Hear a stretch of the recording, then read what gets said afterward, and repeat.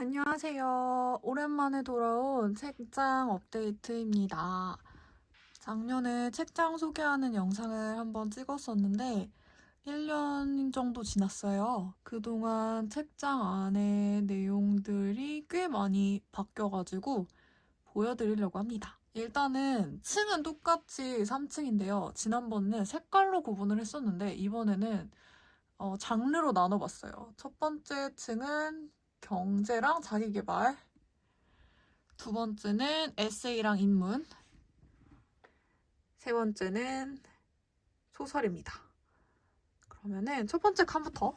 첫 번째는 부의 시나리오입니다. 부의 시나리오는 오건영 씨가 쓴 책인데요. 이거는 정말 투자, 경제, 입문하는 사람이 읽으면 좋을 법한 책입니다. 정말 쉽게 써있고 인플레이션이나 디플레이션, 금리 같은 아주 기본적인 것들을 쉽게 설명하고 있어서 재밌게 읽을 수가 있습니다. 실제 당시 기사나 이런 것들이 함께 실려 있어서 조금 이게 이렇게 적용이 되는구나 라는 거를 알 수 있었다는 점? 네, 좋았습니다. 이거랑 또 비슷한 제목을 가진 돈의 시나리오를 빼먹을 수가 없죠. 이것도 제가 알기로는 베스트셀러인 걸로 알고 있는데 돈의 시나리오는 약간 돈의 속성이랑 비슷한 그런 느낌이었습니다. 이것도 나름 재밌게 읽었어요.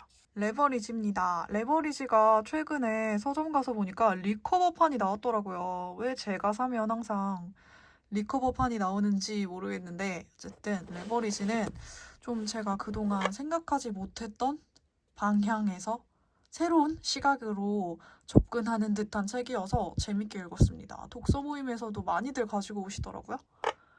이거 제가 전 영상에서 소개했던 의미 있는 책인데 이거 이번에 수능 만점 받으신 분이 이 책을 언급을 하셨더라고요.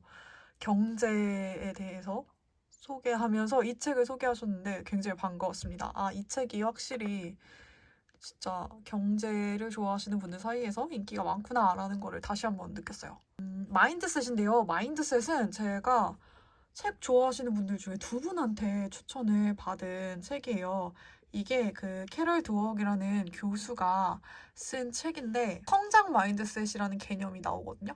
근데 저도 아직 지금 다 못 읽어가지고 근데 제가 지금 읽고 있는 책에 이 마인드셋에 대한 언급이 나와서 얼른 읽어야겠다고 지금 생각 중입니다. 이거는 말 그대로 돈을 버는 방법이라기보다는 돈이라는 게 결국 사람의 마음이 움직이는 거잖아요. 심리에 관심이 있는 분이라면 다들 흥미롭게 읽으실 수 있을 것 같습니다. 이분은 전공이 사학이 아닌데 문화적 관련 취재를 하시면서 아시게 된 내용들, 공부하신 내용들을 담아서 책으로 쓰셨더라고요. 그래서 약간 진정한 덕후는 이렇게 내가 좋아하는 분야에 이 정도로 파고들 수 있어야 되는구나 라는 그런 생각이 들어가지고 굉장히 흥미로웠습니다. 좀 최근에 산 책들인데요. 먼저 벌거벗은 통계학.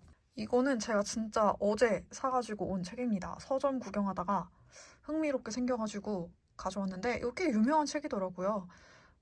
요새도 많은 숫자들이 쏟아지고 있잖아요. 그런데 통계라는 것 자체가 어떻게 수치화하느냐에 따라서 전혀 다른 의도로 비춰질 수가 있기 때문에 이 책을 통해서 조금 비판적으로 볼 수 있는 능력을 키우면 좋겠다고 생각해서 사봤습니다. 이 책은 요새 굉장히 핫한 요즘 애들이라는 인문학 도서인데요. 이거는 밀레니얼 세대에 대한 책입니다. 사실 저는 요즘에 MZ세대라고 하는 게 잘 이해가 안 가요. 왜 밀레니얼이랑 Z세대를 묶어서 얘기하는지 잘 모르겠는데 이 책은 이제 밀레니얼 세대를 중심으로 소개하고 있는 책입니다. 작가도 밀레니얼 세대고요. 조금 이 현실 세계에 대한 신랄한 이야기가 담겨 있는 듯한 책인데 저는 왜 표지를 이렇게 뽑으셨는지 잘 모르겠어요. 이게 너무 형광이라 눈부시고 내가 책을 펼쳐서 읽고 있을 때도 이 색깔이 너무 강렬해가지고 저는 북커버를 씌워서 읽고 있습니다. 내용 자체는 되게 흥미로웠어요. 왜냐면 어조가 좀 강한 편이어가지고. 제가 예전에 정신과 전문의가 쓴 책 이렇게 한번 소개한 적이 있었는데 요새 불안이라는 거에 조금 관심이 생겨서 사본 책입니다. 영어 제목이 Unwinding Anxiety거든요. 그래서 불안에 대한 모든 것 이렇게 생각하시면 될 것 같고, 요새 또 명상이나 마음챙김 이런 거에도 관심이 생겨가지고 읽고 있는데 굉장히 흥미롭습니다. 아까 언급했던 마인드셋이 여기에 잠깐 언급이 되더라고요. 이거는 그 미국 보건국장을 지냈던 분이 쓰신 책이라고 하는데 저도 아직 읽어보지는 못했어요. 다만 이제 외로움이라는 감정이 생각보다 우리가 생각하는 것보다 훨씬 더 인간에게 미치는 영향이 크다는 그런 내용을 담고 있는 것 같습니다. 에리 와이너의 올해 책이 굉장히 많이 팔렸죠. 소크라테스 익스프레스로 엄청 인기가 많아졌는데 저는 그 책은 아직 읽어보지 못했지만 이 행복의 지도라는 책은 굉장히 재미있게 읽었습니다. 약간 여행기예요. 세계 여러 나라를 여행하면서 그 나라에서 행복이 뭔지를 생각해서 쓰는 그런 내용인데 저는 빌 브라이슨이랑 에릭 와이너랑 로즈 조지랑 결이 비슷한 것 같아요. 무슨 느낌인지 아시겠죠? 에세이입니다. 작년 있었던 것도 있고 새로 들어온 책들도 좀 있는데 올해 읽었던 에세이 중에 정말 좋았던 책입니다. 심채경 천문학자가 쓴 천문학자는 별을 보지 않는다. 어떤 분야를 내가 이 정도로 애착을 가지고 좋아할 수 있을까? 라는 생각을 하게 된 책이고요. 표현이 너무 아름다워서 와, 과학자가 글을 이렇게 쓰면 반칙 아닌가? 라는 생각이 들 정도로 아름다운 책이었어요. 저 만약에 에세이를 선물해야 한다면 이거를 선물하고 싶습니다. 이거는 얼마 전에 나온 따끈따끈한 책인데 이것도 너무 추천하고 싶습니다. 박주영이라는 판사분께서 쓰신 법정의 얼굴들이라는 책인데 전작이 있더라고요. 전작은 어떤 양형 이유라는 책입니다. 이분도 정말 유려하게 글을 쓰시는 것 같아요. 그리고 정말 사람을 바라보는 따뜻한 시선들이 글에 가득 담겨 있어서 저마저도 글을 읽으면서 굉장히 감동하게 되는 그런 책이었습니다. 제가 주변에 이거를 소개를 했었는데 어떤 분께서는 이렇게 말씀하시더라고요. 판사라서 쓸 수 있는 글인 거다. 그 얘기를 들으니까 그런가 싶기도 하고 좀 여러 가지 생각이 들게 하는 책이었어요. 그리고 책의 말들, 김겨울 작가님께서 쓰신 책의 말들인데요. 이거는 정말 얇고 그런데 그리고 읽으면서 와, 이 작가분은 정말 대단하시다. 책을 정말 사랑하시는구나 라는 게 막 엄청 크게 느껴졌어요. 내 주변에 책을 좋아하는 사람이 있다면 꼭 선물해주고 싶은 그런 책입니다. 책 좋아하시는 분들이라면 이 책을 사랑할 수밖에 없을 거예요. 이거 정말 최근에 나온 책이죠. 데이터 마이너라고 이제 부르는 데이터 분석 전문가인 송기령 씨가 쓰신 책인데 그냥 하지 말라라는 게 생각하고 하라라는 그런 의미를 담고 있는 책이에요. 이거는 굉장히 가볍게 읽을 수 있는 책입니다. 그리고 조용한 희망이랑 노마드랜드 이 두 개는요, 미국 얘기예요. 미국에서 상대적으로 관심에서 벗어나 있는 그런 사람들에 대한 이야기인데 조용한 희망은 싱글맘 이야기고 노마드랜드는 집이 없고 트레일러가 자신의 집인 떠돌아다니면서 생활하는 사람들에 대한 그런 이야기입니다.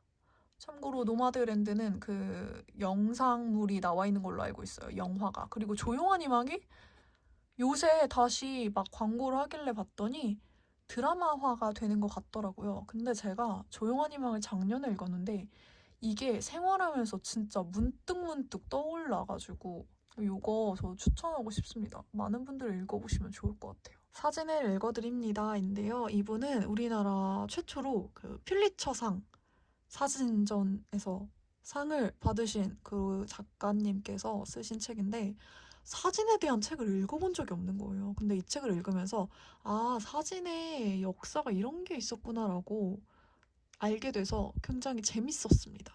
사이보그가 되다인데요.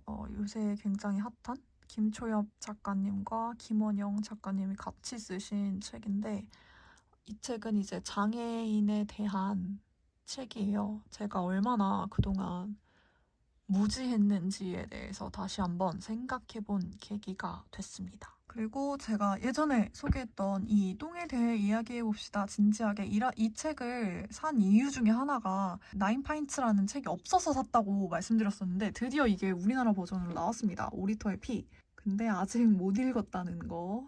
로즈 조지 작가가 워낙 글을 읽기 쉽게 쓰기 때문에 이것도 쉽게 읽힐 것 같더라고요.